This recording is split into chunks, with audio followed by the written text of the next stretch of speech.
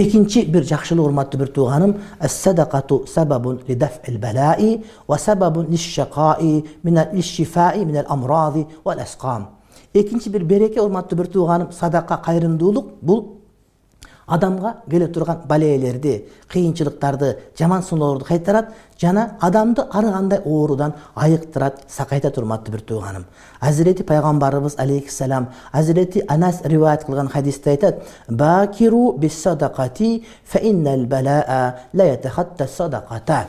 Азирети имам Байхақи риваят кылган бул хадисте пайгамбарыбыз алейхиссалам айтат: "Садаканы эртерээк бергенге шашылгыла, кайрымдуулукту эртерээк бергенге шашылгыла, анткени садаканы бале аттап өтө албайт" дейт.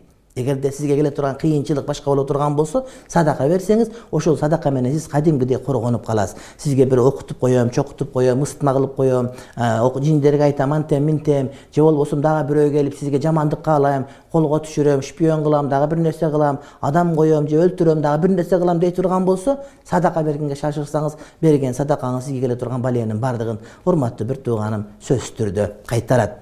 Андан башка бир хадисте, бул хадисти имам Табарани өзү риваят кылат, айтат, пайгамбар алейхиссалам: "Дау мардакум бис-садака." Өзүңөрдүн ооруңарды, кеселиңерди, оорулуу адамдарыңарды садака менен дарылагыла дейт.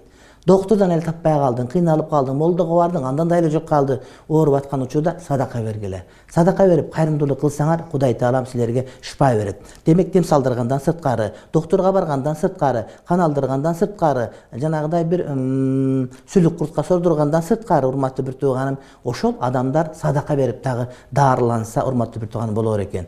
Биз адам өлүп калат, өлгөндөн кийин садака деп көп тамак беребиз. Ошолор тирүүсүндө берсек, балким оорубайт эле, балким өлбөйт эле деген түшүнүктү кээде аргасын айтканга туура келет. Ва хассину амвалакум биз-закати. Жана мал мүлкүңөрдү дейт, зекет менен сактагыла дейт. Малың уурдалгандан, мародер келип тоноп кеткенден, уурдап кеткенден, сенден кийин келген кыйын, колунда бийлиги бар малың тартып алгандан, эгерде сактагың келсе, урматтуу бир тууганым, зекет менен сакта дейт. Мына көп байларды билебиз, алмашып калганда, бийлиги колдон кетип калганда, байлыгы кетип калганын билебиз, урматтуу бир тууганым. Ошолор зекет берген эмес. Эгерде зекеттин өз убагында берген болсо, анда булардын мал мүлкү сакталып калмак, өздөрүнө береке болмок. Ва аидду лил бала'i дуа, жана балелер үчүн дуа даярдагыла дейт.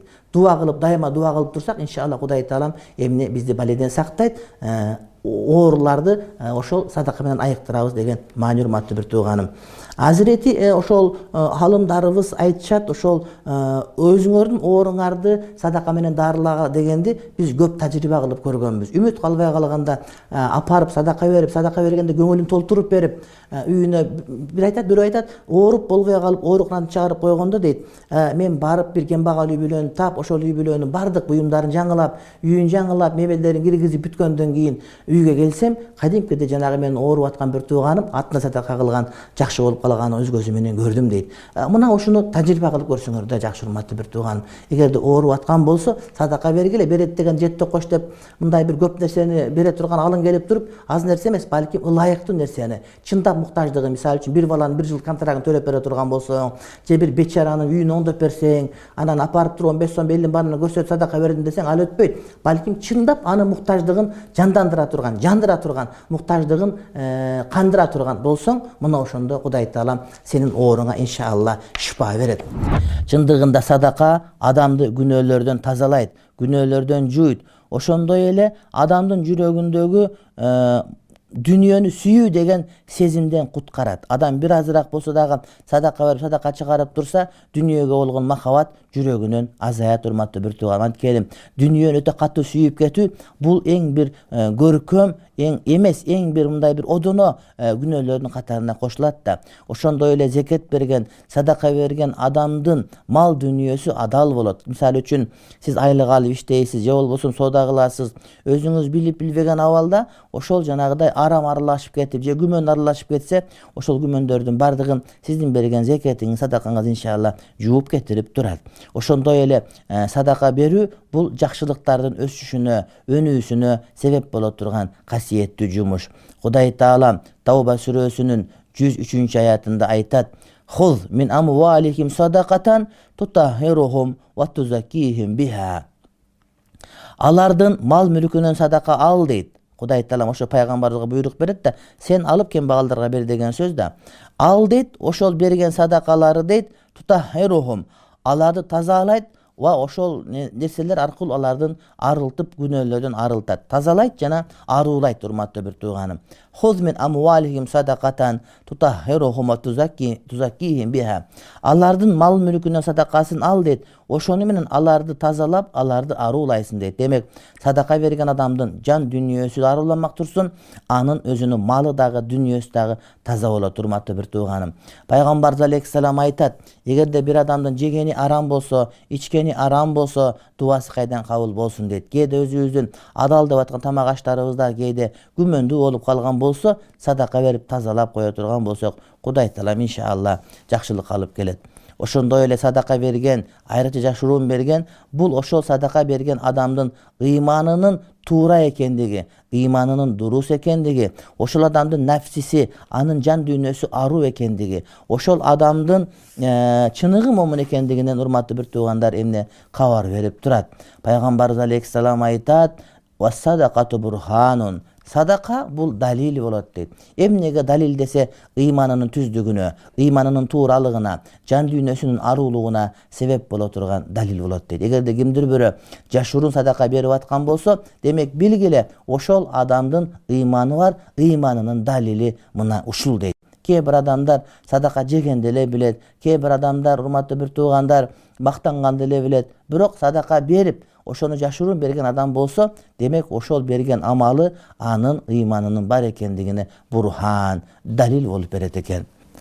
Адамга келген дүнүйө бул Кудайдын берген дүнүйөсү. Адамдар бардыгы Кудайдын адамдары. Ошондуктан Кудайдын берген дүнүйөсүн Кудайдын пенделерине жумшаган бул эң жакшы маселе. Пайгамбарыбыз саллаллаху алейхи ва саллям бир күнү көчөдө баратса, Азирет Анас менен биргеликте. Ал убакта кийимдер биздикиндей эмес, төөдөн согулган болот. О Кызыл Кыяда Молдо Талип чапанда чапан кийичи бардыгы, төөнүкүндөй. Мында тартып берсе моюнун кыйып кетет да, ушундай. Анан кетип атса бир араби келди. Сырттан, динден алысыраак бирөө келип, "Өй, пайгамбар" деди. "Неге Кудайым бергенде мага бербейсиң" деп туруп, жакасынан тартканда жанагы төөнүн эмеси пайгамбардын моюн кызарып кетти кадимкидей. Моюну кызарып кетти.